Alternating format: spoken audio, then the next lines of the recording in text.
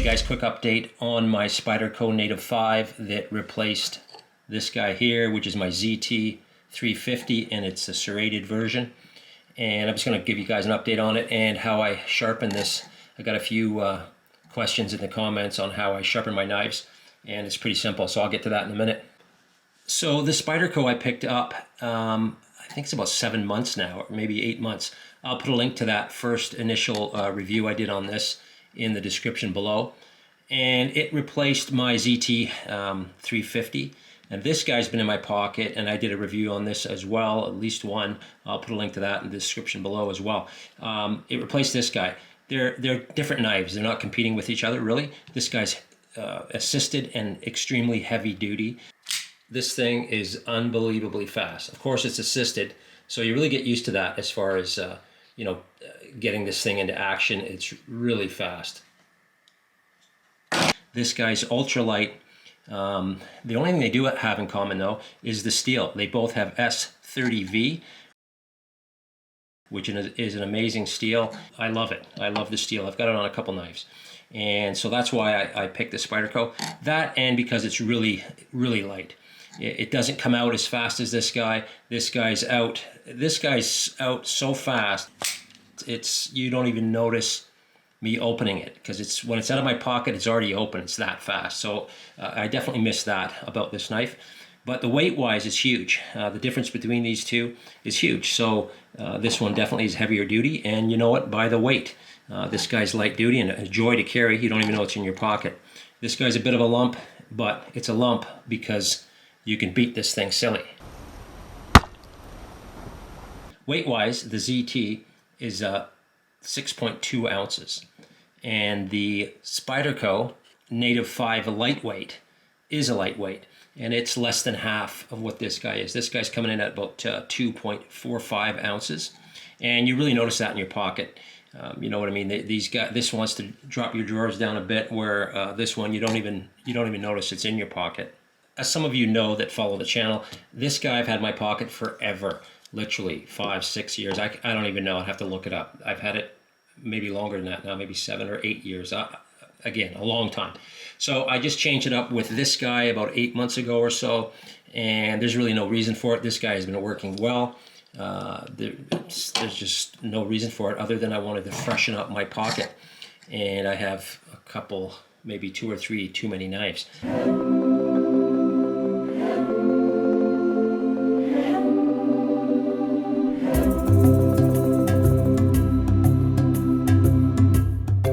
That's possible. So anyway, I got this guy. This is the Native 5 lightweight, and it has been awesome. I use it every day, and recently I went to a boat that I purchased not long ago, and I haven't visited it in a while, and one of the bilge pumps had broken, and the thing was filling up with water.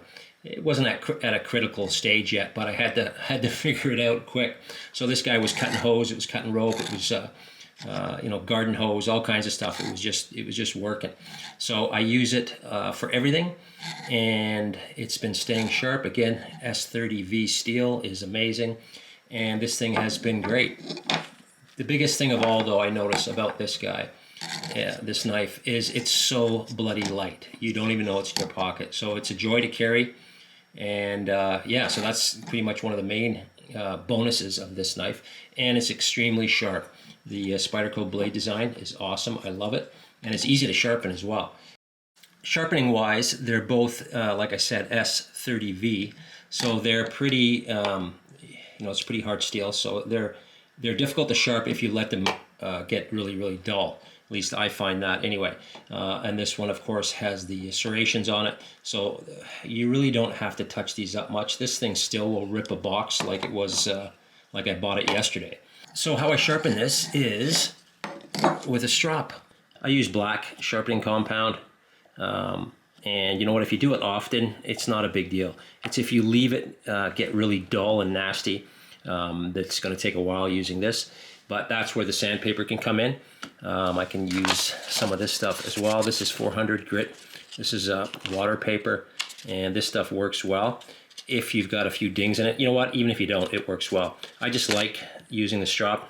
I just kind of sit there and spend 10 minutes on it. So this is the strop I've been using. I've got another one lying around here somewhere. I just couldn't find it. But this guy I use 90% of the time, again, for touch-ups. So if you're touching your knife up regularly, it's not an issue to sharpen it. So here it is, and I think I picked it up on Amazon, and I'll put a link to that in the description below. And on this side, I had some green compound. But that is pretty cool. I mean, again, that's all you really need if you're going to touch it up often. If you got some chips in it, yeah, it's a different program. But just to touch it up, this is what I use. A couple of you asked me that in the comments on a few knife videos. So here it is. This is a lockback design, so it's a bit different than as far as flipping this thing open as some of the Spydercos. So it's not opening as quick as some of the other Spydercos, but it is very rugged. The lockback design, this is never going to fail on you as far as it snapping and closing up on your fingers. So when I was on the boat, I had to cut some really nasty, hard garden hose. It's been lying around there probably forever. The boat's a bit of a disaster at the moment. Anyway, I had to cut it, and I really had to, work it, man. I really had to grind this knife through it. And I was a little bit nervous because this thing's so light, you think, it's going to break or whatever. I've got my head around that now, and I have no issues with this using it hard. And I did, and I have no issues. But at the beginning, I was kind of like, maybe I shouldn't be jamming on this thing this hard. This one, you're carrying a brick, and it's not going to break. Plus, the serrations are really utility on this, so I kind of miss it on that. No issues with it, but again, when you first pick it up, it's so light, which again is the bonus, that you're a little bit nervous that it might break in your hand. But so far, so good. So this is a pretty badass looking knife, same as the ZT, of course. So you know what, you really got to like what you're carrying, and I definitely love the look of this thing. I love the way it feels. Ergonomics are awesome, great in the hand. Yeah, so I'm giving it, it's a 10 out of 10 so far for me, but I've only been carrying it for about 8 months. In the back of my brain, I'm thinking this will be back in my pocket soon, or maybe not soon, but at some point this thing will be back in my pocket. I just know it. But this guy has been awesome. So far, so good, and we'll keep it in my pocket. If I change it out, I'll let you know why. So it's holding up well, guys, no issues. Of course, it's only been in my pocket for 8 months, but there's no real wear on the handle scales. This guy here, my ZT, was in my pocket for 6-7 years, and again, both of these knives are in my pocket every single day. So it did show a little bit of wear on the handle scales, but just rounded over, just kind of rubbed, no cracks, no dings, nothing wrong. But again, this was in my pocket for years and years and years, every single day. And it's just, you can see how smooth that is just from being in my pocket. So holding up well, no issues, great little knife. So this is how I sharpen my knife, and I kind of enjoy doing it. It's just kind of a thing. It's like, I don't know, cracking a beer. It's enjoyable. But this thing works too. I gave one of these to my daughter. This thing is cheap as dirt, and I don't know what they're worth, 10 bucks. I'll put a link to this in the description below. But she absolutely loves it. This thing will sharpen your knife. It does what it's supposed to do. It's amazing. It's cheap as dirt. It's ugly. It's not bushcrafty, but it sharpens your knife.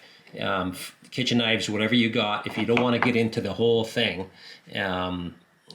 it's not enjoyable to you, and you want to put a fast edge on your knife, your pocket knife, your kitchen knife, whatever, this, you can't go wrong with this. It's so cheap and nasty, and works great. And there's two different, I guess, grits that you run your knife through, and it absolutely works like a charm. I'll put this in here just for fun if somebody's wondering what this thing is. It's a cool spinning top. I have it. I bought it years ago from a guy that makes it. I'll leave his Instagram info below. No reason for it. It's just metal. It's shiny. I like it.